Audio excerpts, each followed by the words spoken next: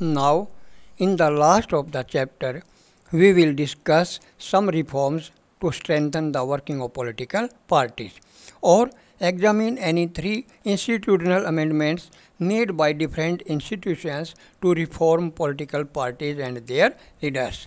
Number 1. Anti-defection law. The constitution was amended to prevent elected MLAs and MPs from changing parties. This was done because many elected representatives were indulging in defection in order to become ministers or for cash rewards.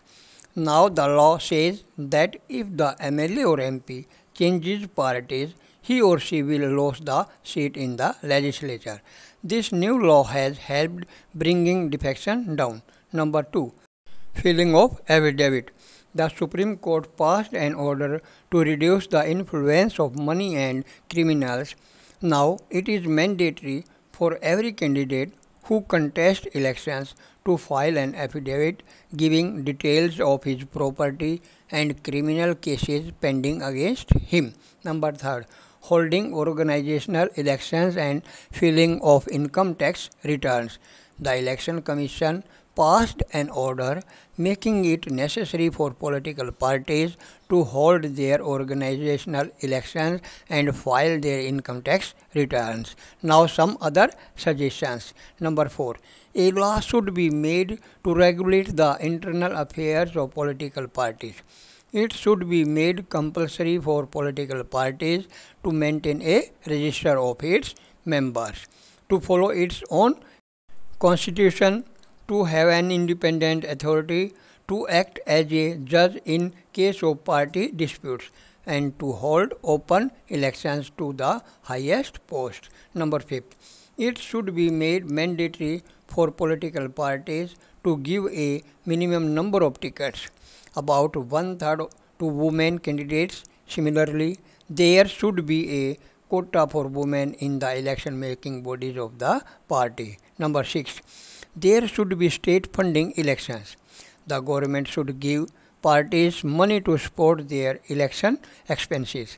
This support could be given in kind of petrol, paper, telephone, etc. or it could be given in cash on the basis of the votes secured by the party in the last elections. Number 7.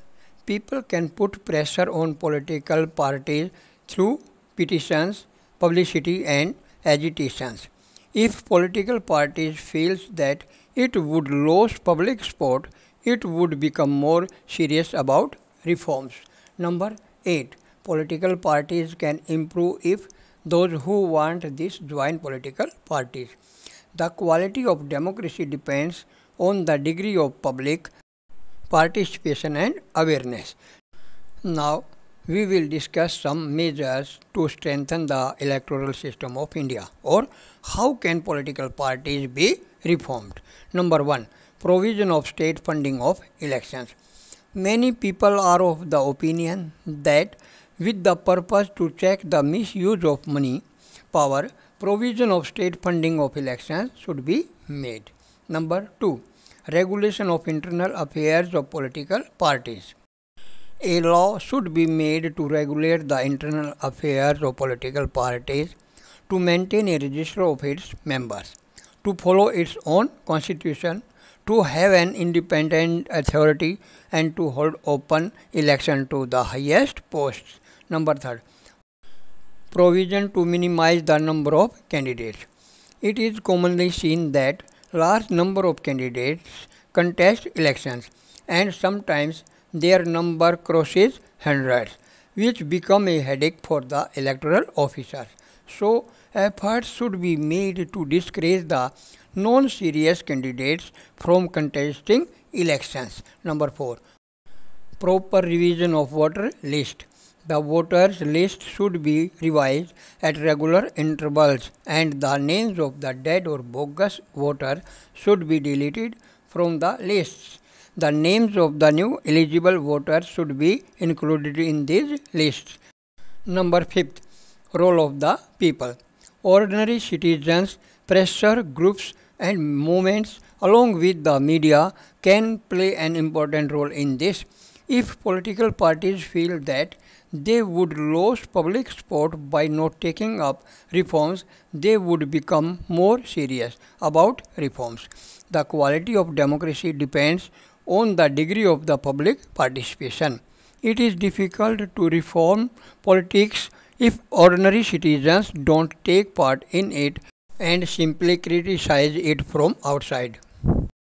Now we will discuss some important terms. Number 1. Alliances. When several parties join hands for the purpose of contesting elections, it is called an alliance or front. For example, NDA. Number 2. Coalition. When no single party gets a majority in the election and the government is formed by two or more parties coming together, it is referred to as a coalition. Number 3. Partisan. A person who is strongly committed to a party, group or faction. Number 4. NDA, National Democratic Alliance. It was done by BJP in 1998 with several other parties. Number 5. UPA, United Progressive Alliance. It was done by Congress in 2004 with several other parties.